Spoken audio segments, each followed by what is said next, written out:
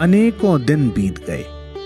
रामचंद्र को पहुंचाकर निषाद राज जब लौटे तो उन्होंने देखा कि मंत्री सुमंत्र गंगा के किनारे रथ में शोक मग्न मुद्रा में बैठे हैं और घोड़े एक वृक्ष की छाया में बंधे हुए हैं। सुमंत्र हा राम, हे सीते, हा लक्ष्मण पुकारते हुए बहुत व्याकुल थे। निषाद राज ने उनकी दशा देखी और स्वयं धैर्य खो बैठे। वह भी राम राम कहते हुए सुमंत्र की ओर दौड़े। दोनों गले मिलकर रुदन करने लगे और ऐसे शोक मग्न हो गए कि उनकी व्याकुलता का वर्णन कर सकना शब्दों की सामर्थ्य के परे है। वृक्ष के नीचे खड़े खड़े ही दोनों भूमि पर कटे वृक्ष के समान गिर पड़े और उन्हें अपनी सुध बुध नहीं रही। राम, सीता और लक्ष्मण की याद करते हुए दोनों विलाप करने लगे। इस संपूर्ण विपदा का दोष कैकेयी को देने लगे। घोड़े भी न तो घास चरते थे और न पानी पीते थे। उनकी आंखों से भी जल बह रहा था। घोड़े जब भी निषाद राज या सुमंत्र के मुख से राम, सीता या लक्ष्मण का नाम सुनते तो उनके कान खड़े हो जाते और वह दक्षिण दिशा की ओर टकटकी बांध कर देखने लगते और हिनहिनाते कि उन्हें अपने प्रिय स्वामियों के किसी प्रकार दर्शन हो जाएं। अश्वों की इस दशा को देखकर सुमंत्र का हृदय शोक से और विदीर्ण हो गया और उनके दुख का ठिकाना ही नहीं रहा। कुछ घंटों का समय इसी प्रकार शोक निमग्न स्थिति में बीत गया और मंत्री सुमंत्र और निषाद राज को अपना होश नहीं रहा। अंत में निषाद राज ने अपने आप को किसी प्रकार संभाला और धीरज धर कर कहने लगे, हे सुमंत्र जी, अब विषाद को छोड़िए। आप पंडित हैं और परमार्थ को जानने वाले हैं। परिवर्तनशील वाह्य जगत के परे परम सत्य को जानने वाले हैं। भाग्य बड़े अनोखे खेल खेलता है, इसलिए प्रत्येक को इन स्थितियों का सामना करने के लिए सदा तैयार रहना चाहिए। अब उठिए और आपके लौटने की प्रतीक्षा में व्याकुल बैठी माता कौशल्या और सुमित्रा को जाकर समाचार दीजिए। निषाद राज ने सुमंत्र को अनेकों प्रकार से समझाते हुए उठाकर रथ पर बैठाया और जैसे तैसे घोड़ों को लाकर रथ में जोता। सुमंत्र ने अनुभव किया कि गुह जो कुछ कह रहे थे वह ठीक था। उन्होंने हिम्मत करके रथ के घोड़ों को हाँकना चाहा, किंतु राम के विरह की वेदना से उनके शरीर की सारी शक्ति क्षीण हो गई थी। अनेकों बार प्रयत्न करने पर भी वह रथ नहीं चला पा रहे थे और अंत में रथ के भीतर लुढ़क पड़ते थे। बार बार उठते किंतु फिर गिर पड़ते और घोड़े वे भी तो नहीं चल पा रहे थे, बार बार मुड़कर पीछे की ओर देखते थे। सुमंत्र अपने आप को कोसते हुए कहने लगे, धिक्कार है मेरे इस जीवन को, मेरे ये प्राण निकल क्यों नहीं जाते?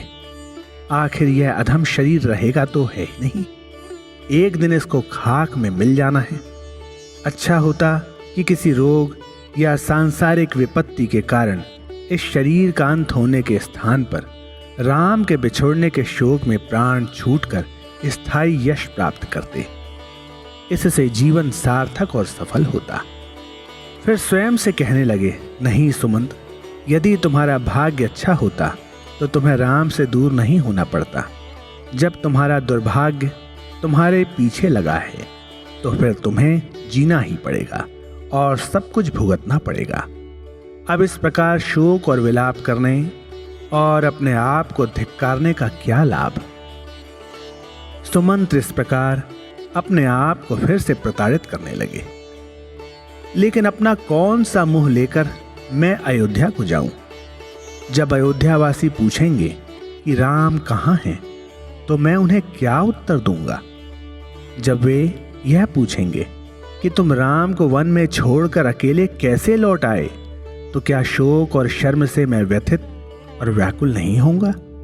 अरे मेरा तो हृदय पत्थर हो गया है, अन्यथा वह राम के बिछुड़ते ही टुकड़े टुकड़े हो गया होता। सुमंत्र अपने हाथ मल मल कर पछता रहे थे और उनका मन आत्मग्लानि की अग्नि में धधक रहा था। उन्होंने निर्णय किया कि दिन का प्रकाश रहते वह अयोध्या में प्रवेश नहीं करेंगे, क्योंकि उस समय मार्ग में लोगों का आना जाना रहता है। वह किसी को अपना मुख नहीं दिखाना चाहते थे, इसलिए उन्होंने रात्रि के अंधेरे में उस समय नगर में प्रवेश करने का विचार किया जब लोगों का सोने का समय होता है, जिससे मार्ग में कोई ना मिले और किसी के सामने लज्जित होने की संभावना ना रहे। किंतु उसी समय उनके अंतर की आवाज ने प्रश्न किया, क्या अयोध्यावासी सदा सोते ही रहेंगे? नहीं, ऐसा नहीं हो सकता। वे सदा सोए नहीं रह सकते, यह केवल मेरी मूर्खता है। वे तो जाग रहे होंगे, राम के लौटने की प्रतीक्षा में या उनका कोई भी समाचार पाने की उत्सुकता में जाग रहे होंगे। मैं नगर में चाहे दिन में प्रवेश करूं या रात में, लज्जा और अपमान से किसी प्रकार बच नहीं सकता। ठीक है, मेरे लिए जो भगवान राम की कृपा का पात्र नहीं बन सका, ऐसा अपमान और दुर्भाग्य उसके लिए उपयुक्त है। मुझे अब वह सब कुछ सहन करना ही ठीक है और इसका सारा दोष अपने ऊपर लेना होगा। इस प्रकार धीरे धीरे चलते, रुक रुक कर सोचते, अपने आप से प्रश्न करते और उनका उत्तर भी स्वयं ही देते हुए सुमंत्र आगे बढ़े। अंत में सुमंत्र तमसा नदी के तट पर पहुंचे। उन्होंने वहां कुछ समय व्यतीत करने का निश्चय किया और घोड़ों को रथ से खोलकर चरने के लिए छोड़ दिया, जिससे कि रात्रि के समय नगर में प्रवेश करने के लिए वह अपने आप को तैयार कर सके। आखिर रात हुई और सुमंत्र नगर के द्वार पर रथ लेकर पहुंचे और उन्होंने नगर में प्रवेश किया। सुमंत्र बहुत ही मंथर गति से रथ को चला रहे थे, जिससे कि रथ के पहियों की और घोड़ों के टाप की कम आवाज हो। किंतु घोड़ों के हृदय की वेदना को भला कौन रोक सकता था? वे उस परिचित मार्ग को भला कहां भूल सकते थे, जहां होकर वे राम को वन की ओर ले गए थे। वे अपने प्रिय राम को छोड़कर अपने दुर्भाग्य पर करुणा भरे स्वरों में हिनहिना उठे। घोड़ों की यह करुणा भरी हिनहिनाहट सुनते ही अयोध्यावासी समझ गए कि सुमंत्र आ गए हैं, क्योंकि उनके कान तो सदा इसी ओर लगे थे। यह समाचार उसी क्षण सारे नगर में फैल गया कि सुमंत्र खाली रथ लेकर वापस आ गए हैं। लोग दौड़ दौड़कर मार्ग के दोनों ओर खड़े होकर यह करुणापूर्ण दृश्य देखने लगे। सुमंत्र ने जब मार्ग में भीड़ देखी तो अपना सिर नीचा कर लिया। उनकी इस दशा को देखकर लोग समझ गए कि राम नहीं लौटे। अनेकों जोर जोर से रोने लगे। घोड़ों की करुणापूर्ण हिनहिनाहट रानियों के रनवास में भी पहुंच गई और क्या बात है यह जानने के लिए दासियां दौड़ पड़ी। सुमंत्र को देखते ही उन पर प्रश्नों की झड़ी लगा दी, किंतु सुमंत्र एक गूंगे और बहरे के समान जड़वत मूक अपना सिर नीचा किए बैठे रहे, मानो कोई पत्थर का खंभा टूट कर गिर गया हो। सुमंत्र के इस व्यवहार को देखकर दासियों ने यह जान लिया कि राम ने लौटने के लिए सारी आग्रहपूर्ण प्रार्थनाओं को ठुकरा दिया है और वे नहीं आए हैं। वे विलाप करती हुई बोली, हे मंत्री जी, क्या आप सीता को भी भयंकर वन में छोड़ आए हैं और आप स्वयं अकेले ही आ गए? और वे विलख कर रो पड़ी। एक दासी धैर्यशील थी। उसने साहस बटोर कर सुमंत्र से कहा, आपको माता कौशल्या ने अपने महल में बुलाया है, आप तत्काल वहां चले। सुमंत्र जब महलों में पहुंचे तो देखा महाराज दशरथ आसन, शैया और आभूषणों से रहित फर्श पर पड़े हैं। वस्त्र भी अस्त व्यस्त हैं। नींद और भोजन के बिना बिल्कुल मलिन और उदास हैं, लंबी सांस लेकर सोच रहे हैं। सुमंत्र ने महाराज की उपस्थिति में पहुंचकर कुछ हिम्मत बटोरी और उनके प्रति सम्मान प्रकट करने के लिए जय जीव कहकर प्रणाम किया। सुमंत्र खड़े हुए सिर से पैर तक कांप रहे थे। महाराज दशरथ ने शब्दों को सुनते ही पहचान लिया कि सुमंत्र आ गए हैं और बोले, सुमंत्र कहो, राम कहाँ हैं? सुमंत्र ने अपने दोनों हाथों से राजा को पकड़ लिया, किंतु महाराज दशरथ उन्हें अपनी बाहों में भरकर हृदय से लगाकर ऐसे चिपट गए मानो डूबते हुए तिनके को सहारा मिल गया हो। दोनों को इस प्रकार विलाप करते देखकर कौशल्या शोक के सागर में डूब गई। उनको श्वास भी कठिनाई से आने लगा। दुख और शोक से गला रुंध गया, मुंह फटा का फटा रह गया, मूर्छा आ गई। दासियों ने उनकी यह दशा देखी तो वे सब घबरा गईं। कुछ ने हिम्मत करके रानी को झकझोर कर सचेत किया और ढाढ़स बंधाया। इतने में दशरथ ने भी अपने आप को कुछ संभाला और सुमंत्र को अपने सामने बैठाकर प्रश्न करने लगे। सुमंत्र, राम और सीता की कुशल कहो, बताओ, लक्ष्मण की कुशल कहो। मेरी पुत्रवधू सुकुमारी सीता तो वास्तव में बहुत थक गई होगी। वे सब कहाँ हैं? सुमंत्र, मुझे बताओ। सुमंत्र से कोई उत्तर ना पाकर दशरथ ने उनके कंधे पकड़कर झकझोर दिए और शोक से व्याकुल होकर पूछने लगे, बताओ सुमंत्र, उनका संदेश तो कहो। सुमंत्र लज्जित और दुखित थे। उनसे मुंह उठाकर राजा की ओर देखते नहीं बन पड़ रहा था। उनका सिर नीचे पृथ्वी में गड़ा जा रहा था और आंखों से आंसुओं की धारा प्रवाहित थी। मुख से शब्द नहीं निकल रहे थे। दशरथ भी रोते और हिचकियां लेते हुए कहने लगे, हे राम, मेरे ये प्राण इस शरीर में अब भी अटके हुए हैं। यद्यपि तुम जैसा पुत्र मुझसे बिछुड़ गया है, संसार में मुझसा अधम पातकी नहीं है। सुमंत्र, बताओ मेरे राम, सीता और लक्ष्मण इस समय कहाँ हैं? मुझे बिना विलंब के तत्काल उस स्थान पर ले चलो जहां वो हों। मेरी इस इच्छा को पूरा करो, मेरे प्रति यह उपकार करो। उनके बिना मैं एक क्षण भी जीवित नहीं रह सकता। दशरथ मोह विमूढ़ व्यक्ति के समान विलाप करते हुए चिल्ला उठे, हे राम, हा राम, मुझे अपने नेत्रों से तुम्हें एक बार तो देख लेने दो। क्या तुम एक बार देखने का भी अवसर मुझे नहीं दोगे?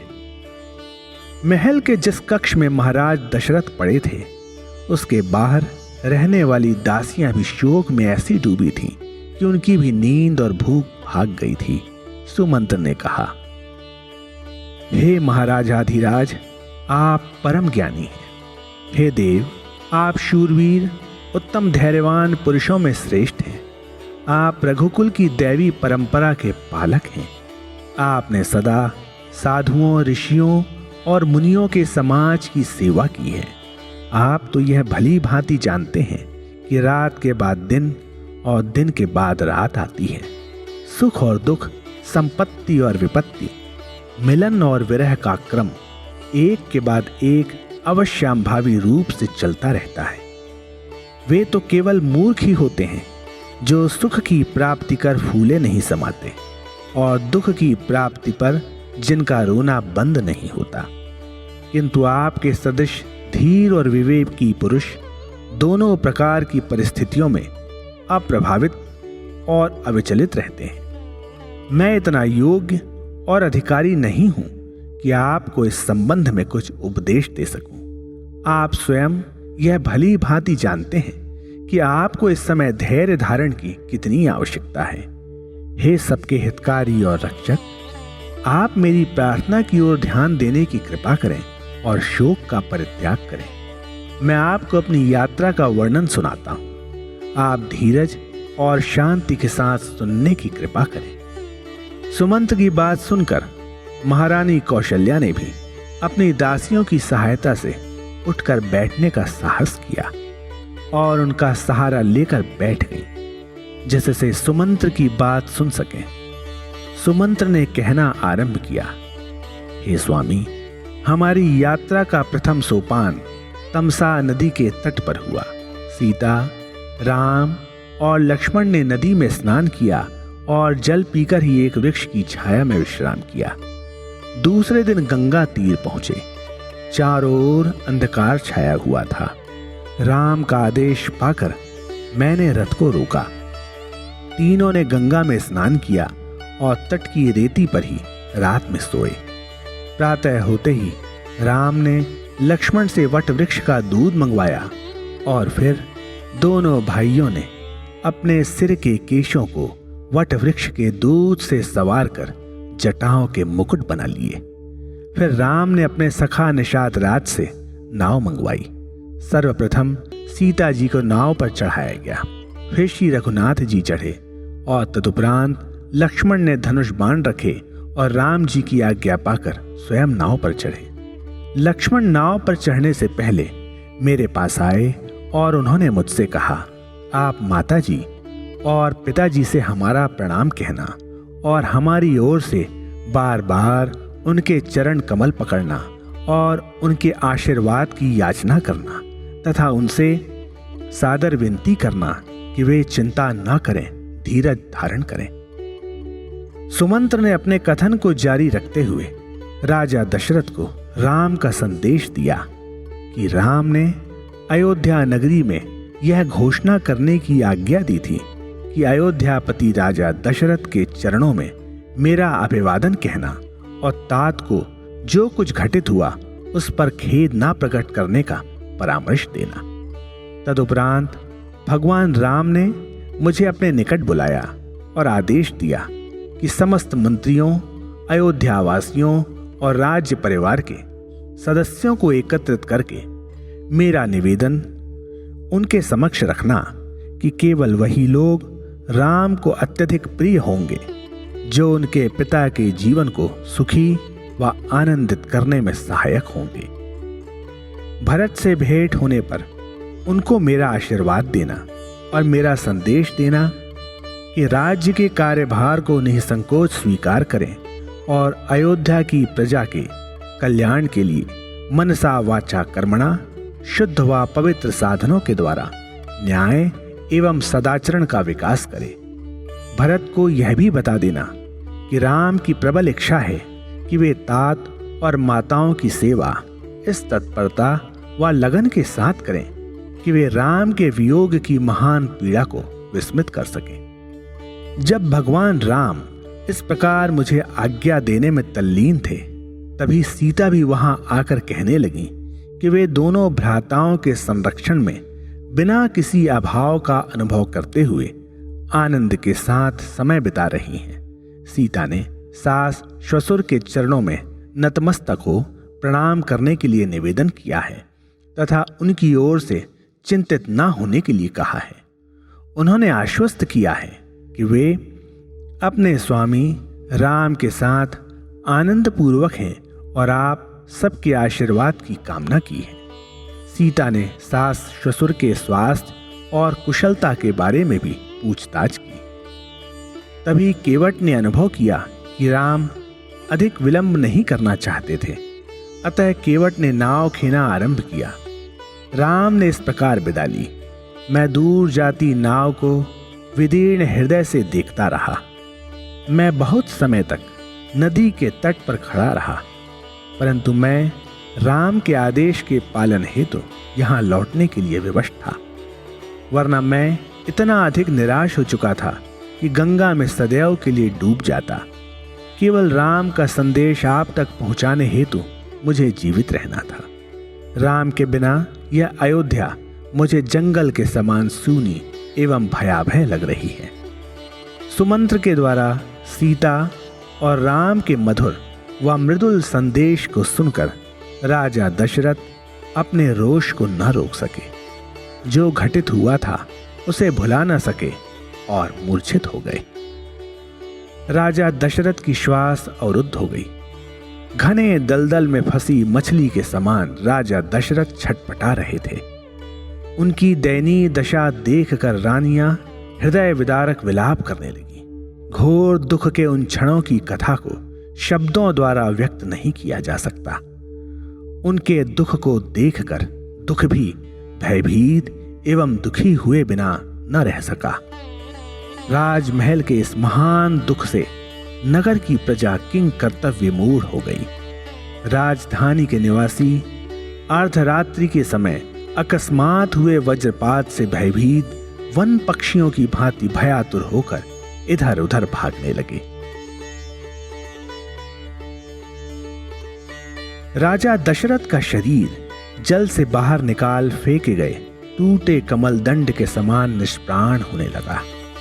उनके कंठ से स्वर निकलने बंद हो गए, जिह्वा शुष्क हो गई, समस्त इंद्रियां शिथिल हो गईं। रानी कौशल्या ने राजा की ऐसी दशा देखकर जान लिया कि सूर्यवंश का सूर्य अब अस्त हो रहा था। साहस बटोरकर और अधिक निकट जाकर राजा का सिर अपनी गोद में लिया और रानी ने राजा को सांत्वनापूर्ण शब्दों के द्वारा अपना मंतव्य सुनाने का प्रयत्न किया। रानी ने कहा, राजन, सीता, राम और लक्ष्मण आपके दर्शन लाभ के लिए शीघ्र ही आते होंगे। आप मेरे शब्दों को सुने, धैर्य धारण करें और अपने को सुदृढ़ बनाएं। जब रानी कौशल्या ने ऐसे संवेदनापूर्ण शब्दों में राजा से निवेदन किया तो राजा दशरथ ने अपने नेत्र खोले और बहुत धीमे स्वर में कहा, कौशल्या, मेरे राम कहाँ हैं? उन्हें दिखाओ, उन्हें दिखाओ, वे कहाँ हैं? मुझे उनके पास ले चलो। हाय, मेरी सुकुमारी पुत्र वधू मेरे निकट नहीं है, और लक्ष्मण वह कहाँ है?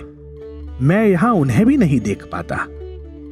राजा दशरथ ने सिर झुका लिया क्योंकि वे उसे और अधिक समय तक ऊपर रख सकने में असमर्थ थे। विरह के दुख का भार इतना अधिक था कि कुछ क्षण पश्चात राजा दशरथ को उस दिए गए अभिशाप का स्मरण हुआया जो अंधे वयोवृद्ध सन्यासी श्रवण कुमार के पिता ने दिया था। राजा बहुत अधिक कष्ट के साथ उठकर बैठ सके और क्षीण स्वर में कौशल्या से अभिशाप की कथा कहने लगे।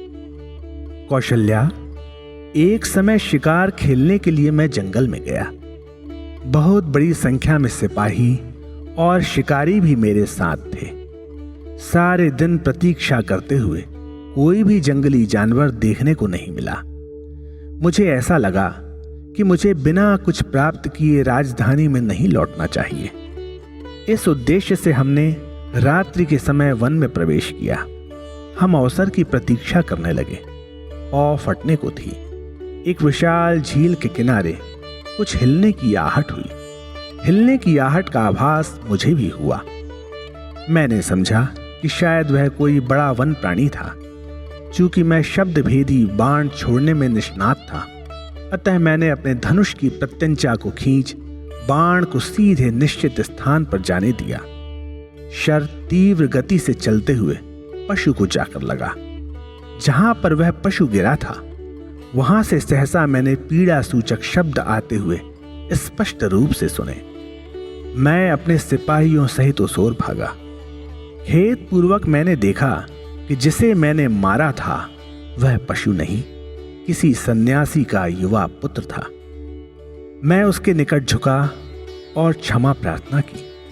सन्यासी पुत्र ने कहा, राजन, शोक मत करो, मेरी इस प्रार्थना को कार्यान्वित करो। मैं आपसे प्रार्थना करूंगा कि जो जघन्य पाप आपने किया है उसके विमोचन के लिए वह पर्याप्त होगी। मेरा नाम श्रवण कुमार है। मेरे माता पिता दोनों ही अंधे हैं। उनकी सेवा में अपना जीवन बिता रहा। जो आनंद मैं जीवन में चाहता था वह मुझे उनकी सेवा करने में प्राप्त हो गया। फलतः मुझे आत्म साक्षात्कार का उच्चतम ज्ञान भगवत कृपा से मिल गया। इस समय वे दोनों प्राणांतक तीव्र प्यास से पीड़ित हैं। मैं उन्हीं के लिए झील में जल लेने के लिए आया था। राजन, आपने मुझे पशु जानकर शर संधान किया। आह, भाग्य के चक्र को कौन बदल सकता है। इस समय मेरी दशा ऐसी है कि मैं प्यासे माता पिता की प्यास शांत करने में असमर्थ हूं। अस्तु आप जलपात्र लेकर उत्तर दिशा की ओर स्थित पर्णकुटी में जाइए। सर्वप्रथम आप उनकी जल पिपासा को शांत करें। तत्पश्चात आप इस दुखद घटना की चर्चा करें। स्मरण रहे कि जब तक उनकी जल पिपासा शांत ना हो जाए तब तक आप उन्हें मेरे विषय में कुछ ना बताएं। ऐसा कहकर श्रवण कुमार ने जल कलश को मेरे हाथ में पकड़ा दिया और प्राण त्याग दिए। कौशल्या, अपने माता पिता के लिए वह कितना चिंतित था। उसे अपने प्राणों के विषय में तनिक भी चिंता नहीं थी। जिसका अंत निकट था उसने एक भी कटु शब्द मुख से नहीं कहा। उसके मधुर व कोमल शब्द अब भी मेरे कानों में गूंज रहे हैं। अपने अंतिम श्वास के साथ उसने पवित्र प्रणव ओम का 3 बार उच्चारण किया और मृत्यु का वीर की भांति वर्ण किया। उसकी शांत और साहसी मृत्यु को देखकर मैंने भी अपने द्वारा किए गए अक्षम्य पाप का प्रायश्चित करने का निश्चय किया। उसकी इच्छा पूर्ति व आत्मा की शांति के लिए मैं उस दिशा की ओर तीव्र गति से चल दिया। बिना कुछ कहे हुए जल का कलश उनके हाथों में दे दिया, परंतु उसके माता पिता ने प्रश्नों की झड़ी लगा दी। उन्होंने व्यग्रता से पूछा, वत्स, तुम्हें इतना विलंब क्यों हुआ? उन्होंने पुत्र को स्पर्श करने के लिए हाथ आगे बढ़ाकर टटोला, जिससे अविलंब अपने पुत्र का स्पर्श कर निकटता का अनुभव कर सके। परंतु पुत्र को न पाकर वृद्ध दंपत्ति करुण विलाप करने लगे और व्याकुल होकर पूछने लगे कि क्या कारण है, आज तुम हमारे वचनों का उत्तर नहीं दे रहे हो। हम वह जल जो तुम बड़े परिश्रम से लाए हो ग्रहण नहीं करेंगे, यदि तुम हमारे प्रश्नों का उत्तर नहीं दोगे। अपार असन्न दुख के कारण वे दोनों पृथ्वी पर लौटने लगे।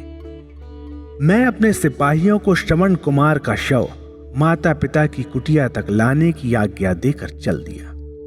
वे लोग शव को लेकर तत्काल ही पहुंच गए। मैंने श्रवण कुमार के शव को माता के निकट रखा। वह बिलक बिलक कर रोने लगी। मैं वह हृदय विदारक दृश्य नहीं देख सका। कुछ समय पश्चात श्रवण की माता पुत्र शोक पर नियंत्रण रखकर बोली, राजन, अब हमारे जीवित रहने का कोई लाभ नहीं। चूंकि हमारा पुत्र हमें इस दयनीय असहाय अवस्था में त्याग कर चला गया है, अतः हम दोनों वृद्ध असहाय और पुत्र विहीन दंपत्ति की कौन सेवा करेगा। जिस प्रकार आपने श्रवण को अपने बाण का निशाना बनाया है, उसी प्रकार हमारे प्राणों को भी हर लो। उसकी चिता तैयार करो और हमें अपने पुत्र के शव के साथ जीवित जला दो। मैंने ग्लानि व लज्जावश मस्तक झुका लिया और उनकी आज्ञा पालन के लिए सूखी लकड़ियों को इकट्ठा कर चिता बनाई और उस पर शव को रखा। वे दोनों भी पुत्र की चिता पर बैठ गए। अपनी यौगिक शक्ति से स्वयं में योगाग्नि प्रज्वलित करके उन्होंने जीवित ही अपने आप को भस्मीभूत कर दिया। स्वयं को जीवित जलाने से पूर्व उन्होंने मुझसे कुछ शब्द कहे। उनका प्रत्येक शब्द अब मुझे याद आ रहा है। उनका वह अभिशाप आज चरितार्थ हो रहा है। तभी दशरथ एक क्षण श्वास लेने के लिए रुके और उद्विग्न मन को शांत करने का प्रयत्न करने लगे। कौशल्या ने सांत्वना भरे शब्द कहे, जिससे राजा का हृदय एक क्षण के लिए शांत हुआ। पुनः कौशल्या ने पूछा, कृपया बताइए, श्रवण के माता पिता ने क्या कहा था? मैं सुनने के लिए इच्छुक हूं। राजा दशरथ पल भर के लिए मौन हो गए और फिर कहने लगे, उन शब्दों को मैं किस प्रकार दोहरा सकता हूं? उस वृद्ध दंपत्ति ने अभिशाप दिया कि तुम्हारा भी अंत ठीक उसी प्रकार पुत्र वियोग में होगा जैसा हमारा हो रहा है। उस समय मैं निसंतान था। मुझे आश्चर्य हुआ कि किस प्रकार उनका अभिशाप पूरा होगा। उनके अंतिम शब्द कैसे सत्य होंगे। मैंने अपने हृदय में यह विचार किया कि उनके शब्द निश्चय ही सत्य होंगे। इसका अर्थ यह हुआ कि मुझे अवश्य ही पुत्र प्राप्ति होगी, ताकि कालांतर में मुझे पुत्र वियोग का इतना दुख होगा कि पुत्र का स्मरण करते करते मेरे प्राण निकलेंगे। कौशल्या, तुम्हें स्मरण होगा कि संतान के बिना हम कितने दुखी थे। मैंने सोचा कि अभिशाप भी वरदान हो गया। मैं भगवान से प्रार्थना करने लगा कि उस ऋषि दंपत्ति के शब्द सत्य सिद्ध हों, पहले पुत्र प्राप्त हो, यद्यपि अभिशापवश उससे अंतकाल के समय मेरा वियोग ही हो। यह रहस्य मैं तुम्हें अभी तक नहीं बता सका था। अब मैं समझता हूं कि उस दिव्य दंपत्ति के वचनों में कितना सत्य था। अब राम से वियोग का अपार दुख मेरे अंत का कारण बन रहा है। मैं अब अधिक काल तक जीवित नहीं रह सकूंगा। मुझे अपने दुखद अंत का स्मरण हो आया है। अब मेरा साहस भी समाप्त हो रहा है और उस साहस को बनाए रखने की सामर्थ्य भी मुझ में अब नहीं रही। राजा दशरथ अतीत की दुर्घटना की स्मृति में खो गए।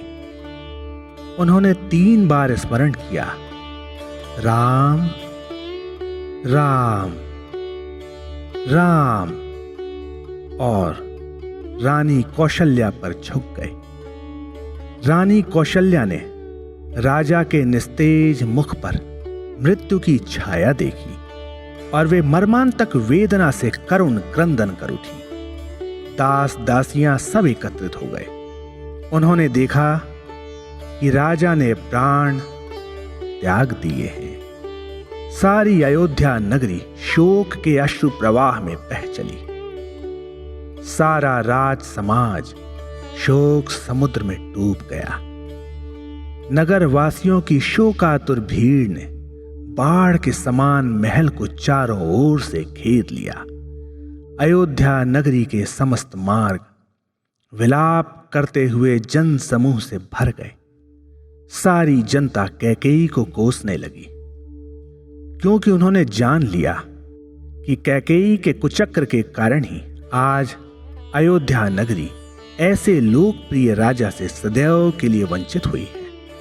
राजगुरु महर्षि वशिष्ठ जहां राजा का शव था पहुंचे। उन्होंने समयोचित परामर्श दिया। शोक संकुल रानियों के दुख के भार को कम करने के लिए संवेदनापूर्ण शब्द कहे। कौशल्या और सुमित्रा रानियों को ढाढ़स बंधाया। उनके पूर्वजों के पास महान सत्ता और ऐश्वर्य होते हुए भी अंत में वे मृत्यु के पाश से नहीं बच सके थे। संसार की असारता के भाव को समझाया। परिस्थिति की गंभीरता को देखते हुए समयोचित आदेश दिया, क्योंकि उस समय राजा का दाह संस्कार करने के लिए वहां पर कोई भी पुत्र नहीं था। अतः गुरु वशिष्ठ की आज्ञा अनुसार राजा का शव तेल की नाव में सुरक्षित रखा गया। उन्होंने राज सेवक को बुलाकर कहा, तुरंत भरत के पास जाओ। राजा की मृत्यु के विषय में एक शब्द भी नहीं कहना। केवल इतना कहना कि गुरु वशिष्ठ की आज्ञा है कि आप भ्राता सहित तुरंत ही लौटें। राजदूत ने गुरु चरणों में साष्टांग प्रणाम किया और मंत्री की आज्ञा लेकर द्रुतगामी रथ से लंबी यात्रा के लिए प्रस्थान किया। जब से अयोध्या नगरी विषाद सागर में डूबी थी, तभी से भरत को रात्रि के समय 2 स्वप्न होने लगे। वे प्रगाढ़ निद्रा में भयानक स्वप्न देखकर भय से जाग जाते। कई रात्रियों तक भरत को नींद ही नहीं आई। वे दहशत के कारण शैया पर बैठे रहते और बुरे समाचार की आशंका से भयभीत हो जाते। प्रातः होने से पूर्व ही उठ खड़े होते व स्नान के पश्चात देवताओं को मनाने के लिए अनेक प्रकार के पूजा विधान करते एवं आने वाली भीषण विपदा को टालने के लिए वे चिरकाल तक मंदिर में बैठकर सुख शांति कुशल क्षेम के लिए प्रार्थना करते। फिर भी अज्ञात भय भरत के हृदय को व्याकुल बनाए हुए था। ऐसे दुःस्वप्न व अपशकुन 14 दिन से निरंतर भरत के मन को विक्षुब्ध बनाए हुए थे। भरत के मन में साहस व विश्वास का अभाव होने लगा। इसी अंतराल में कैकेयी नगर में अयोध्या से दूत आ पहुंचा। 15 दिन की लंबी यात्रा तय करके ज्यों ही दूत कैकई नगरी में पहुंचा, भरत ने दूत के आगमन की सूचना मिलते ही यह जानने के लिए कि वह किस कारण से यहाँ आया है, दूत को बुलाने की आज्ञा दी। दूत ने भरत को नमन किया और गुरु की आज्ञा बताई कि वे क्षण भर का समय खोए बिना भ्राता शत्रुघ्न सहित अयोध्या को प्रस्थान करें। भरत ने अयोध्या नगरी की जनता के कुशल क्षेम के विषय में पूछा और अनेक प्रश्न किए। उत्तर में दूत ने इतना ही कहा कि और कोई विशेष समाचार नहीं है, केवल गुरु वशिष्ठ ने आपको शीघ्र ही लौटने के लिए आदेश दिया है। भरत राज्य के उन नियमों से परिचित थे कि पूछने पर भी दूत राजाओं के समक्ष अधिक नहीं बोलेंगे। उनसे परम आवश्यक वार्तालाप करना ही उचित था। शिष्टाचार भी यही था कि कुछ क्षण से अधिक भरत को दूत से व्यर्थ व अधिक वार्तालाप नहीं करना चाहिए। राजदूत को भी अनुशासन और विनम्रता के नियम का पालन करना था। अतः भरत खड़े हुए और दूत ने कक्ष से प्रस्थान किया। उसी क्षण भरत ने अंतःपुर में जाकर अपने मामा से विदा ली और अपने भाई शत्रुघ्न के साथ रथ में सवार हो गए। उन्होंने सारथी को आदेश दिया कि रथ तेजी से हाँके। रथ बाण गति से पर्वतों और जंगलों को पार करने लगा। भरत का मन किसी अज्ञात चिंता के कारण दुखी था। वह भूख और प्यास मिटाने के लिए भी मार्ग में रुकना नहीं चाहते थे। भ्राता को चिंतातुर देखकर शत्रुघ्न ने भरत से अनुरोध किया कि वह कुछ समय के लिए रुक जाएं और कुछ खा पी लें, परंतु भरत ऐसे चुप रहे मानो कुछ सुना ही ना हो। दोनों भाइयों को कई अपशगुन दिखाई दिए। चारों ओर कौओं की काएं काएं सुनाई दे रही थी, कुत्ते रोते दिखाई दे रहे थे। इन अपशगुनों को देखकर शत्रुघ्न का धैर्य जाता रहा। जब उनका रथ अयोध्या के मुख्य द्वार पर पहुंचा तो भरत ने सिर उठाकर देखा। उसी क्षण उन्हें निश्चय हो गया कि उनके मन में जिस बात का डर था वह सच्ची थी। द्वार पर लटकी हुई आम के पत्तों की बंधनवार सूख गई थी। सूखे पत्ते हवा में खड़खड़ा रहे थे, मानो वे शोक और क्रोध के मारे कांप रहे हों।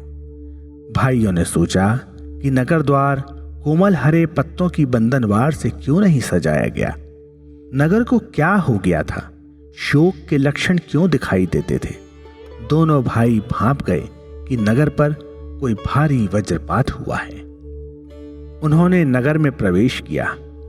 मुख्य द्वार के निकट ही पशुशाला थी, जिसमें महाराज के हाथी और घोड़े थे। उन पर दृष्टि पड़ते ही भरत का दिल बैठ गया। हाथी और घोड़े सिर झुकाए निश्चल खड़े थे और उनकी आंखों से अश्रुधारा बह रही थी। महावत और साईस शोक में डूबे थे और सिर तक ना उठा पाते थे। जब दोनों भाई और आगे बढ़े तो उन्होंने देखा कि मार्ग के दोनों ओर के भवनों के द्वार बंद पड़े थे, मानो लोग किसी का स्वागत करने के लिए तैयार नहीं थे। सड़कों पर धूल जमी हुई थी। कितने दिनों से उनकी सफाई नहीं की गई थी। जो थोड़े से लोग आ जा रहे थे, उन्होंने रथ आता देखकर मुंह फेर लिया, पर जब उन्होंने भरत को पहचाना तो उनकी आंखों से आंसू टपकने लगे। रत्नाभूषणों का सारा बाजार बंद था। वस्तुतः सारे नगर की दुकानें बंद थीं। भरत को साहस न हुआ कि किसी से समस्त नगर पर आए हुए शोक का कारण पूछे। अभूतपूर्व शोक के लक्षण देखकर वह स्तब्ध रह गए। आखिर रथ महल में पहुंचा। द्वारपालों ने उनका मूक स्वागत किया। किसी ने जय जयकार की हर्ष ध्वनि नहीं की। वे मौन नतमस्तक खड़े रहे। वे आंख तक उठाकर ऊपर ना देख सके, क्योंकि उनकी आंखों से अविरल अश्रुधारा बह रही थी। अब दोनों भाइयों को दृढ़ विश्वास हो गया कि नगर पर कोई अवर्णनीय आपत्ति आई है। वे रथ से उतरकर राजमहल के भीतर गए। कैकेयी को पता लग गया था कि उनका पुत्र आ गया है।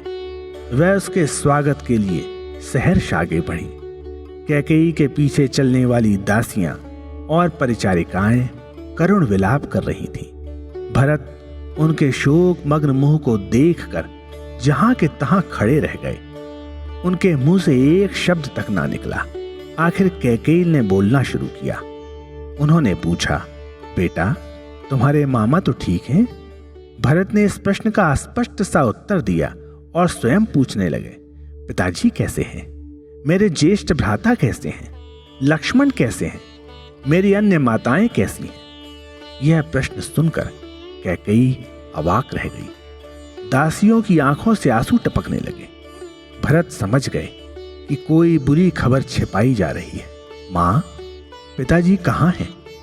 उन्होंने पूछा। यह सुनकर दासियां फूट फूट कर रोने लगी। कैकेयी भी समझ गई कि उन्हें अधिक विलंब नहीं करना चाहिए। वह भी आंसू बहाने लगी और शोकग्रस्त नारी का अभिनय करने लगी। भरत रहस्य को समझ ना पाए।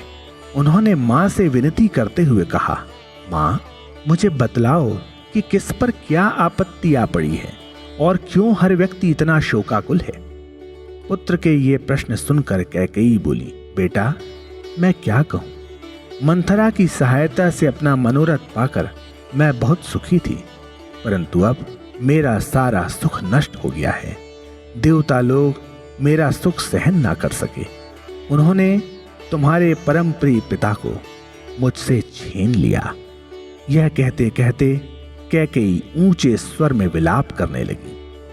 माता के दारुण शब्द सुनकर भरत धरती पर लौटने लगे, जैसे कि हथिनी सिंह की गरज सुनकर लौटने लगती है। उनके मुंह से इतने ही शब्द निकले, हा पिता। शत्रुघ्न भी धरती पर धड़ाम से गिरे, जैसे कि केले का पेड़ काट दिए जाने पर गिर पड़ता है। दोनों भाइयों के दुख का पारावार ना था। फिर भरत उठकर बैठ गए और दोनों हाथों से मुंह को ढांपकर जोर जोर से रोने लगे। उनके मुख से ये शब्द निकले, हाय पिताजी, हम कितने मंदभाग्य हैं कि आपके स्वर्गवास के समय आपके पास उपस्थित ना हो सके। हम कितने पापी हैं, चारों भाई समान पुण्य के भागी ना बन सके। भरत और शत्रुघ्न तो बहुत अभागे हैं। जीवन के अंतिम क्षणों में आप हमसे स्नेहपूर्वक बातें करते, आप हमें आशीर्वाद और शिक्षा देते। हाँ, यह सौभाग्य की बात अवश्य है कि राम आपके पास थे। आपने वह सब कुछ राम को बता ही दिया होगा जो आज हम दोनों को कहना चाहते होंगे। भाई उठो, मेरे साथ आओ। हम राम के पास जाएंगे और उनसे पूछेंगे कि पिताजी ने हमारे लिए क्या आदेश या संदेश दिया है। मां बताओ, राम कहाँ हैं? भरत उठ खड़े हुए। वह राम के पास जाने को उत्सुक थे और केवल माता के उत्तर की प्रतीक्षा कर रहे थे। कैकेयी बोली, बेटा यदि राम यहां होते तो तुम्हारे पिता प्राण न त्यागते। राम अयोध्या में नहीं है, क्या तुम्हें इस बात का पता नहीं है? ये शब्द घाव पर नमक छिड़कने के समान थे। भरत इस आघात को ना सह सके। वह बोले, मां, राम तो मेरे प्राण हैं, वे कहां गए? भरत को मूर्छा आने लगी थी। कैकेयी ने झट से उत्तर दिया, बेटा क्या तुम यह पूछते हो कि राम कहां गए हैं? तो सुनो, राम वन में गए हैं। भरत बीच में ही बोल पड़े, हां, हो सकता है कि वन में गए हों, पर वे अभी तक लौटकर क्यों नहीं आए? कैकेयी ने बड़े धैर्य और दृढ़ता से उत्तर दिया, बेटा इस लंबी कथा को कहने सुनने का भी समय नहीं है। पहले तुम पिता की अंत्येष्टि करने की तैयारी करो। इससे भरत समझ गए कि मां उनसे कोई अप्रिय रहस्य छिपाने का यत्न कर रही है। उन्होंने पूछा, सीता कहाँ है? लक्ष्मण कहाँ है? कैकेयी ने कहा, वे दोनों राम के साथ वन में चले गए। वे 14 वर्ष से पहले अयोध्या नहीं लौटेंगे, ऐसा तुम्हारे पिता का आदेश था। कैकेयी ने देखा कि वह जो कुछ भी कह रही थी उससे भरत अधिकाधिक अधीर और दुखी हो रहे थे। अतः भरत को खींचकर उन्होंने उसे पुचकारा और ढाढ़स बंधाने के लिए कहने लगी, बेटा पिता के लिए इतना शोक करने की आवश्यकता नहीं है। उन्होंने आजीवन अनेक पुण्य कर्म किए हैं, अतः उनकी आत्मा स्वर्ग में गई होगी। अब तुम्हारा कर्तव्य है कि तुम भी पिता के आदर्श पर चलो और उन्हीं की तरह पुण्य कर्म करते हुए ख्याति प्राप्त करो और सुखपूर्वक शासन कार्य करो। बुद्धिमत्ता और दया की भावना से राज्य करते हुए रघुकुल का नाम सदा की भांति उज्जवल बनाए रखो। इस प्रकार के वचनों से कैकेयी ने पुत्र के घायल हृदय को शांत करने का प्रयत्न किया, परंतु माता के ये वचन भरत के हृदय में शल्य की भांति चुभे। एक एक शब्द उनके लिए हथौड़े के आघात के समान था। कैकेयी के शब्द सुनकर शत्रुघ्न के तन बदन में आग लग गई, परंतु वह मौन रहे। उन्होंने विरोध में एक शब्द भी मुंह से न निकाला। परंतु भरत एकदम उठ खड़े हुए। उन्होंने यह जान लेने का निश्चय कर लिया कि बात क्या है। उन्हें लगा कि उनकी मां अपने वचनों से उन्हें धोखे में डाल रही थी और असली बात छिपा रही थी, उनसे पहेलियां बुझा रही थी। भरत शत्रुघ्न को साथ लेकर कक्ष से बाहर आए और बड़ी रानी एवं राम की माता कौशल्या के भवन की ओर चल पड़े। भरत शत्रुघ्न को साथ लेकर कक्ष से बाहर आए और बड़ी रानी एवं राम की माता कौशल्या के भवन की ओर चल पड़े। वहां पहुंचकर उन्होंने देखा कि कौशल्या धरती पर लौट रही थीं और उनके वस्त्र धूल धूसरित हो रहे थे। वह ऊंचे स्वर में विलाप कर रही थीं, हाय स्वामी, हे राम। उनकी दासियां जो स्वयं शोक मग्न थी उन्हें सांत्वना देने का यत्न कर रही थीं। यह देखकर भरत से न रहा गया। वे चिल्ला उठे, मां, और मूर्छित होकर उनके चरणों पर गिर पड़े। रानी सुमित्रा भी वहीं कौशल्या के पास थी। दोनों ने भरत और शत्रुघ्न को पहचाना और फिर एकाएक मूर्छित होकर गिर पड़ी। तनिक होश आने पर दोनों बड़ी वेदना से एक दूसरे के गले लगकर जोर जोर से रोने लगी। ऐसे करुण दृश्य को देखकर पत्थर भी पिघल जाते। दोनों भाई इतना तीव्र शोक सहन न कर सके और गिर पड़े। भरत ने कौशल्या के चरण पकड़कर प्रार्थना की, मां, मुझे पिताजी के पास ले चलो। मुझे बताओ कि उन्होंने किस कारण प्राण त्यागे हैं। मेरे प्रिय भाई राम और लक्ष्मण सीता के साथ वन में क्यों चले गए? मेरे लिए यह सब एक पहेली सी है। मुझे यह सब बताकर मेरी आसन्न पीड़ा को शांत करो मां। कौशल्या ने उन्हें प्यार से छाती से लगाया और बोली, बेटा, तुम्हारे आने से मुझे तनिक सांत्वना मिली है। तुम्हें देखकर मैं राम विरह का दुख कुछ हद तक भूल पाऊंगी। तुम मुझे राम के समान ही प्रिय हो। मैं राम में और तुम में कोई अंतर नहीं समझती। कौशल्या साथ साथ सिसकियां लेती जा रही थी। एकदम उनके मुंह से यह शब्द निकले, हा राम, तुम्हारे वनवास के 14 वर्षों तक क्या मैं जीवित रह सकती हूं? क्या तुमने यह संकल्प कर लिया है कि मैं भी तुम्हारे पिता की भांति विरह में जलकर राख हो जाऊं? हाय, मैं कितनी अभागिन हूं। कौशल्या के इस प्रकार विलाप करने से भरत को और भी दुख हुआ। उनके मन में तरह तरह के विचार उठ रहे थे। वह सोचने लगे कि उनकी अनुपस्थिति में क्या क्या घटनाएं हुई होंगी, क्योंकि अभी तक उन्हें असली बात का पता नहीं चला था। उन्होंने विनती की, माता, मुझसे कोई बात न छुपाओ, मुझ पर विश्वास करो। मुझे बताओ कि मेरे प्रिय राम क्यों वन में गए हैं और मेरे पिता ने क्यों प्राण त्यागे। मुझे यह सब कुछ साफ साफ बताओ और मुझे भ्रम जाल से बचाओ। कौशल्या सरल स्वभाव और दयालु प्रकृति की थी। भरत को देखकर उन्होंने ऐसे समझा मानो राम ही वन से लौट आए हों। भरत को गले से लगाकर और आंसू पोंछते हुए कौशल्या ने कहा, बेटा भरत, धीरज धरो। अतीत का शोक मत करो। शोक करना व्यर्थ है। जब बुरे दिन आते हैं तो विचित्र घटनाएं घटती हैं। किसी को दोष देने से क्या लाभ? शोक में शेष जीवन बिताना मेरे भाग्य में बदा है। यह अपरिहार्य है। मुझे तो यह सहन करना ही होगा, किंतु तुम तो युवा हो और उदीयमान सूर्य के समान हो। मेरे प्राणों से प्रिय पुत्र राम ने पिता की आज्ञा मान वल्कल वस्त्र और जटा धारण की और वन में चले गए, जहां वह अब इधर उधर घूम रहे होंगे। पति के विरह को क्षण भर ना सह सकने वाली सीता भी वल्कल धारण करके उनके साथ चली गई। लक्ष्मण ने बहुत यत्न किया कि राम वन जाने का विचार त्याग दें, परंतु उनका यत्न व्यर्थ रहा।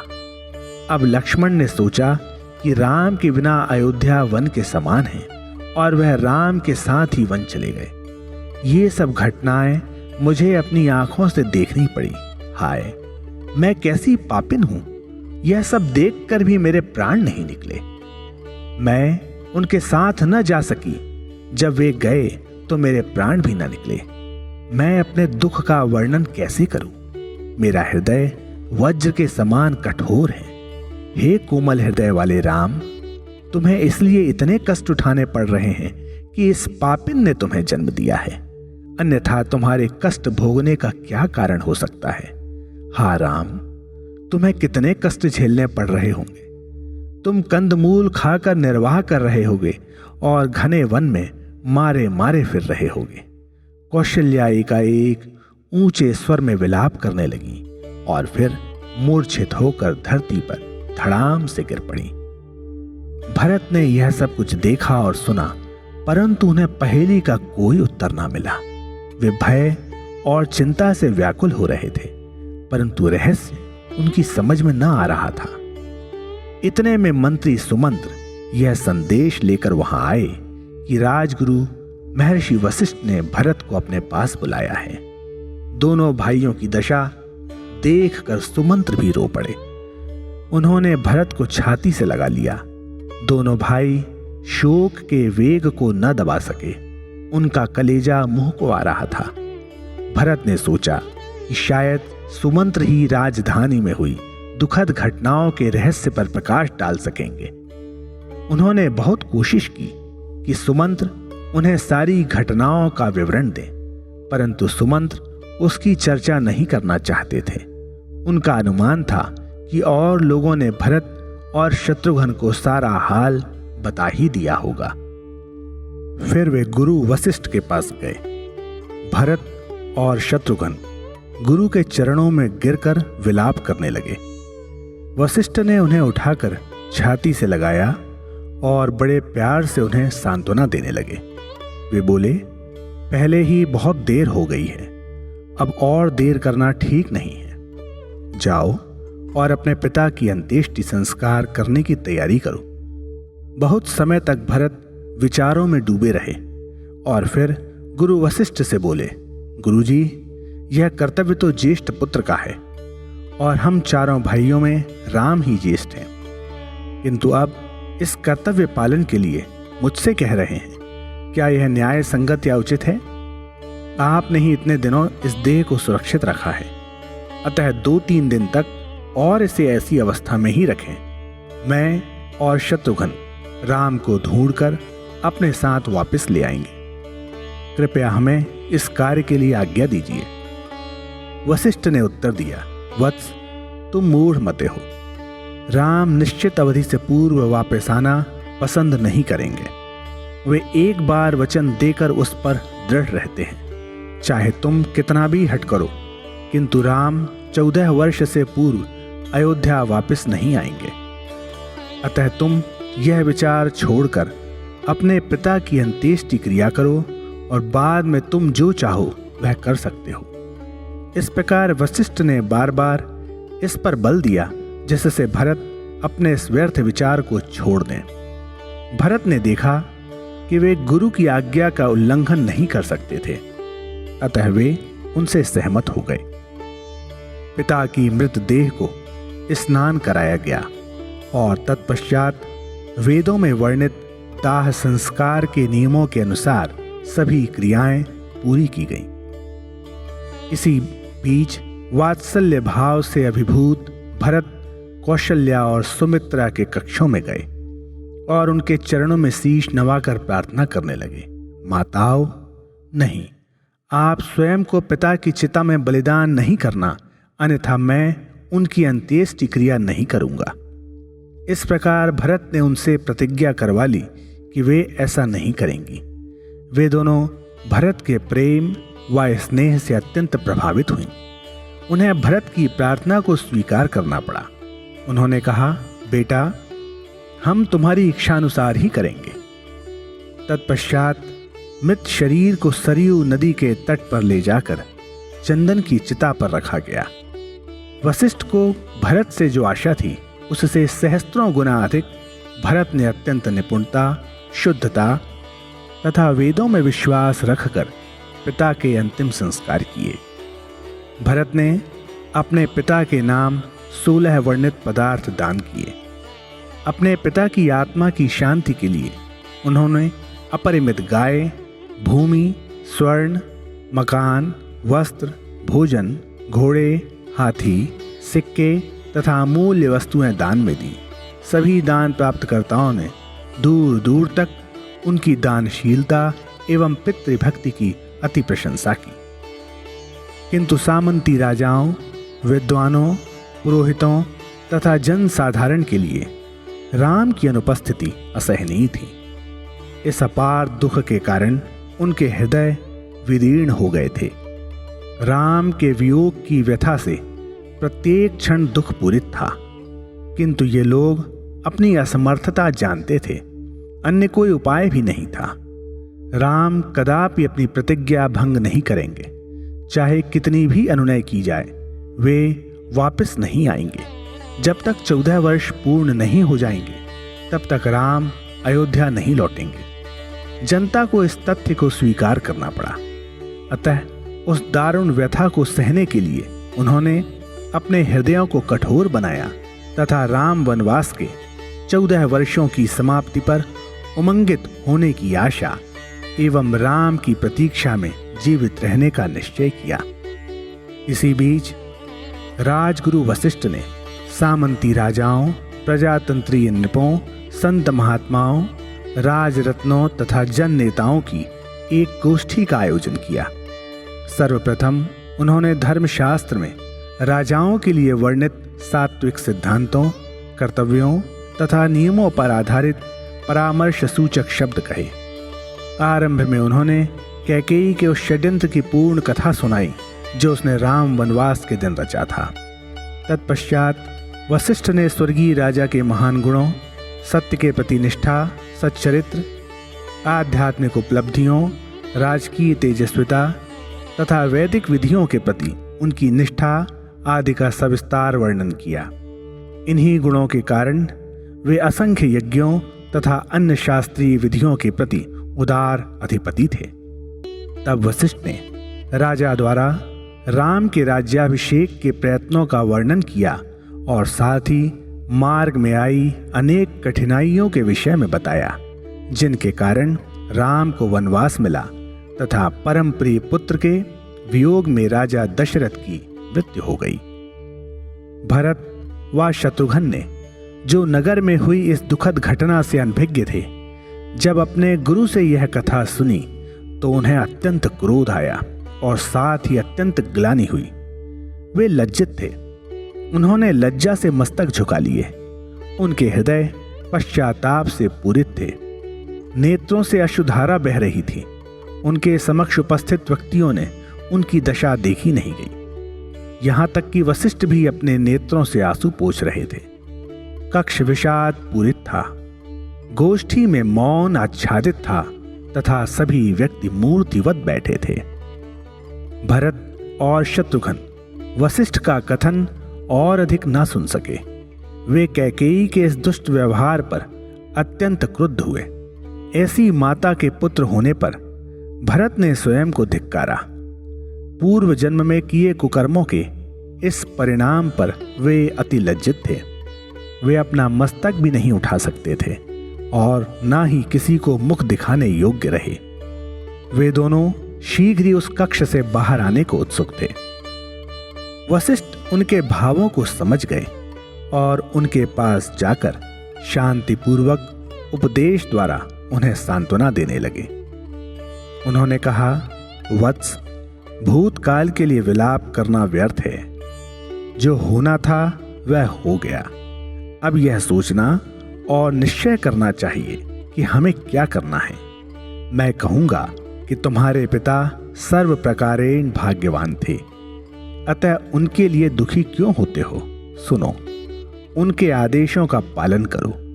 उन्होंने तो तुम्हें राज्याधिकार सौंप दिया है, अतः तुम्हारे लिए यही उचित होगा कि तुम उनकी आज्ञा को स्वीकार करो और उनके आदेशों का सम्मान करो। तुम्हारे पिता दिए हुए वरदान को भंग नहीं कर सकते थे, अतः उन्होंने राम का वियोग अंगीकार किया। उन्हें राम से अगाध प्रेम व स्नेह था, इसीलिए उन्होंने अपना जीवन त्याग दिया। इसमें शंका नहीं कि उन्होंने प्रतिज्ञा के पालनार्थी मृत्यु को भी गले लगाया। वे जानते थे कि वचन देकर उस पर अडिग रहना जीवन से भी अधिक मूल्यवान है। इसी कारण वचन भंग करने की अपेक्षा वे मृत्यु का सामना करने को तत्पर थे। यह भी ध्यान रहे कि राम भी प्रतिज्ञा पालनार्थ पत्नी सहित 14 वर्ष के लिए वनवास को चले गए। यह तो इक्ष्वाकु राजवंश की उज्जवल परंपरा है कि इस वंश के प्रत्येक रत्न ने वचन पर दृढ़ रहने के लिए अपना सर्वस्व भी बलिदान कर दिया है। रघुकुल रीति सदा चली आई, प्राण जाहि पर वचन न जाई। तुम भी उसी कीर्ति के भागी हो। तुम्हें भी अपने पिता के आदेशानुसार कार्य कर राज्यभार को संभालना चाहिए। तुम्हारा यह कार्य मंगलकारी हो। समस्त सफलताएं और समृद्धियां तुम्हारे चरण चूमें। मेरे हृदय में तुम्हारे प्रति अत्यंत स्नेह और करुणा है, इसलिए मैंने तुम्हें यह परामर्श दिया है। अन्यथा तुम्हारे कंधों पर मैं इस विशाल उत्तरदायित्व का भार नहीं डालता। मुझे ज्ञात है कि तुम अपने पिता का यश बनाए रखोगे। तुम में शासन करने की योग्यता, निपुणता तथा अपेक्षित उत्साह विद्यमान है। अब संशय मत करो, आदेश को स्वीकार करो। वशिष्ठ ने भरत की पीठ थपथपाई और उन्हें आशीर्वाद दिया। भरत ने उनके प्रेममय परामर्श को ग्रहण किया। ज्यों ही गुरु वशिष्ठ ने अपना कथन समाप्त किया, त्यों ही भरत ने उनको साष्टांग प्रणाम किया। भरत अत्यंत शोकाकुल थे, अतः वे कुछ बोल ना सके। उनके अधर कांप रहे थे, गला अवरुद्ध हो गया था और बड़ी कठिनता से मुख से शब्द निकल रहे थे। उन्होंने कहा, महाराज, क्या वास्तव में आपके ये शब्द प्रेम और सहानुभूति के सूचक हैं? नहीं, सत्यतः मेरे प्रति आप में ऐसा प्रेम और करुणा नहीं है। यदि यह होता तो आप यह कार्यभार मुझे सौंपने को सहमत नहीं होते। आप तो करुणा रहित हो मुझे यह दंड दे रहे हैं। आपने मुझे ऐसे राज्य का कार्य सौंपा है जिस राज्य में परम पवित्र और पुण्य व्यक्तियों को वनों में जाना पड़ा। वह राज्य जिसने समस्त जनता को अविरल अश्रुधारा में निमज्जित कर दिया। वह साम्राज्य जिसने अपना न्याय परायण अधिपति खो दिया, जिसने इक्ष्वाकु वंश की कीर्ति को कलंकित किया। वह राज्य जिसमें माता कौशल्या, सुमित्रा आदि की हृदय विदारक वैधव्य दशा हुई, और वह राज्य जिसने अन्य अनेक प्रकार से स्वयं की अवमानना की। हाय, यह मेरे पापों का फल है।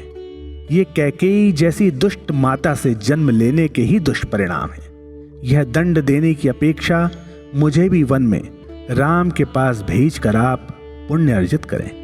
वहां जाकर उनके मार्ग से कंटक आदि हटा उससे उनके चरणों के योग्य कोमल और स्वच्छ बनाने का कार्य करके ही मैं अपने जीवन को सफल और सुरक्षित बना सकता हूं। मैं क्षण भर के लिए भी यहां रह नहीं सकता। भरत वशिष्ठ के चरणों में गिर पड़े और वन गमन के लिए उनसे प्रार्थना करने लगे। यह देख राज्य के मंत्री हाथ जोड़कर बोले, महाराज, हमारा कोई भी राज्याधिपति नहीं है, अतः उसके बिना राज्यकार को और अधिक समय तक क्रियान्वित रखना संभव नहीं। गुरु द्वारा आरोपित कर्तव्य से आप मुख नहीं मोड़ सकते। राम के वापस आने के बाद आप जैसा उचित समझें वैसा करना, किंतु इस समय कृपया हमारी प्रार्थना स्वीकार करें। राज्य की रक्षा करें और प्रजा की सुख समृद्धि की उन्नति करें। राज्य सूत्र पकड़ें। भरत ने उनकी प्रार्थना का उत्तर नहीं दिया। वे कुछ समय के लिए माता कौशल्या के पास जाना चाहते थे। वशिष्ठ सहर्ष सहमत हो गए। अतः भरत और शत्रुघ्न गोष्ठी से बाहर आ गए और सीधे कौशल्या के महल की ओर चल दिए। वे उनके चरणों में नतमस्तक हो गए। भरत ने कहा, माता, इस अभागे भरत को क्षमा करें, जिसने एक दुष्ट मां के गर्भ से जन्म लिया है और जो इन समस्त विपदाओं का कारण है। यह अभिशप्त व्यक्ति ही राज्य संकटों का मूल है। मुझे वन जाने की आज्ञा दें। भगवान राम के वन में जाने के बाद मैं पल भर के लिए भी इस अयोध्या नगरी में मस्तक उठाकर नहीं चल सकता, क्योंकि उनके वन में जाने का कारण मैं ही हूं। इस साम्राज्य पर ज्येष्ठ पुत्र का अधिकार होना चाहिए। मुझे इस कार्यभार की आवश्यकता नहीं है और ना ही इसे मैं सहन कर सकूंगा। मुझे आशीर्वाद दो मां, जिससे मैं शीघ्र ही वन को प्रस्थान कर सकूं। शोकाकुल भरत खड़े होकर उनके उत्तर की प्रतीक्षा करने लगे। कौशल्या ने साहस एकत्रित कर भरत को समझाना आरंभ किया। उन्होंने कहा, भरत, समय की परिस्थितियों पर ध्यान दो और विलाप छोड़ दो। यह समय अस्थिर होने का नहीं है। राम तो वन में हैं और तुम्हारे पिता स्वर्ग में हैं। तुम्हारी माताएं, सगे संबंधी, तुम्हारे मित्र, शुभचिंतक और प्रजा गहन विषाद सागर में डूबे हुए। वे सभी तुम्हें अपने एकमात्र आश्रय की दृष्टि से देख रहे हैं। तुम यह अनुभव करो कि समय के विरुद्ध तथा अशुभ होने पर मानवीय चेष्टाएं भी कुटिल और विभत्स हो जाती हैं। अतः तुम साहस के साथ निश्चय करो। अपने पिता के आदेशों का पालन करो। गुरु वशिष्ठ की आज्ञा को शिरोधार्य करो। जनता की विनय का सम्मान करो। जिस प्रकार का कार्य करने के लिए मंत्री तुमसे प्रार्थना कर रहे हैं, वैसे ही कार्य करो। कौशल्या ने स्नेहाभिभूत भरत के हाथ अपने हाथों में ले लिए और उन्हें राज्याधिकार स्वीकार करने के लिए प्रोत्साहित करने लगी। एकाएक उनके वचनों ने भरत को ऐसा शांत कर दिया मानो दग्ध हृदय पर चंदन लेप से शीतलता और स्निग्धता आ गई हो। उनके वचन कर्णप्रिय और हृदय स्पर्शी थे, क्योंकि न तो कौशल्या ने भरत की मां पर, जिसने इस उपद्रव का सूत्रपात किया था, दोषारोपण किया और न ही उन्होंने भरत की राज्य भक्ति में कोई संशय किया। उनके वचन सुनकर भरत अति प्रसन्न व शांत हो गए। भरत स्वयं के प्रति माता की उदारता तथा निश्चल स्नेह भाव को देखकर असीम प्रफुल्लित हुए। भरत ने स्वप्न में भी यह नहीं सोचा था कि कौशल्या उनके साथ ऐसा उदार व्यवहार करेंगी, जबकि उनका अपना पुत्र वनवास के लिए गया है। उन्होंने भरत पर दूसरी मां का पुत्र होने पर भी गाढ़ प्रेम वर्षा की। कैकेयी और कौशल्या में महान अंतर देख भरत आश्चर्यचकित थे। वे किसी भी परिमाण द्वारा उसे नाप नहीं सकते थे। भरत ने कौशल्या में हृदय को सराबोर कर देने वाला अपरिमित प्रेम देखा। उन्होंने हाथ जोड़ आग्रहपूर्वक कहा, माता, गुलाब के जल के समान तुम्हारे करुण तथा स्नेह सिक्त वचनों ने मेरे दग्ध हृदय पर शीतल वर्षा की है। शायद भूल से आपने मुझे राम समझा हो। हाय, मैं यह पवित्र आत्मा राम नहीं हूं। मैं तो कैकेयी से उत्पन्न भरत हूं। मेरा दुष्ट स्वभाव है जो मेरी मां से उत्तराधिकार स्वरूप मुझे मिला है। मैं निर्लज्ज और अधम हूं। मैं राम का शत्रु हूं। तुमने मुझे राम समझकर ही इतना उदारतापूर्ण और स्नेह युक्त व्यवहार किया। तुम्हारा चित्त सदैव राम में ही एकाग्र रहता है, अतः तुम प्रत्येक को राम समझकर वैसे ही बात करती हो। माँ, मैं सत्य बोल रहा हूं, मेरी विनती पर ध्यान दो। माता, केवल न्याय परायण व्यक्ति ही शासन अधिकार के योग्य होते हैं। यदि मुझ जैसे कुटिल बुद्धि वाले तथा कौशलहीन व्यक्ति साम्राज्य का शासन कार्य आरंभ करें तो समस्त भूमंडल पाताल लोक में समा जाएगा। स्वार्थी, संकीर्ण विचारों वाले योद्धा, अतिलोभी व्यक्ति, कृत्रिम प्रेम करने वाले, आत्म प्रचारक तथा ईर्ष्यालु, रोग से पीड़ित व्यक्ति राज्य शासन करने योग्य नहीं है। वे अपनी प्रजा के हितों को हानि पहुंचाते हैं। वे धर्मपरायणता की नींव को खोखला बना देते हैं। उनके कारण संपूर्ण साम्राज्य का नाश हो जाता है। केवल वे ही व्यक्ति राज्य करने योग्य हैं जो न्याय के पथ पर चलते हैं और जिनका व्यवहार सदाचारपूर्ण होता है।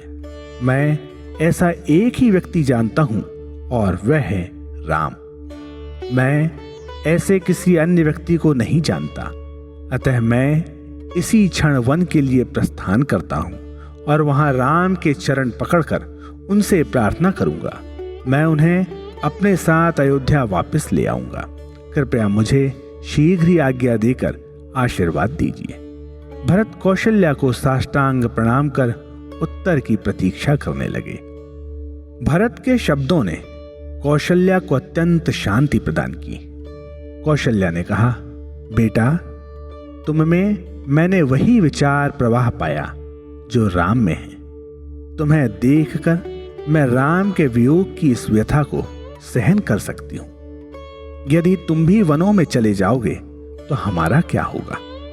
किंतु यदि तुम यह घोषणा करते हो कि तुम्हारा जाना अवश्यंभावी है तो मुझे भी अपने साथ ले लो। मैं किसके लिए इस अयोध्या नगरी में रहूंगी? पति को सदैव के लिए खोकर तथा पुत्र से दूर रहकर अभी तक इन अभावों की पीड़ा को नहीं भूली हूं। जाओ, गुरु वशिष्ठ से आज्ञा मांगो।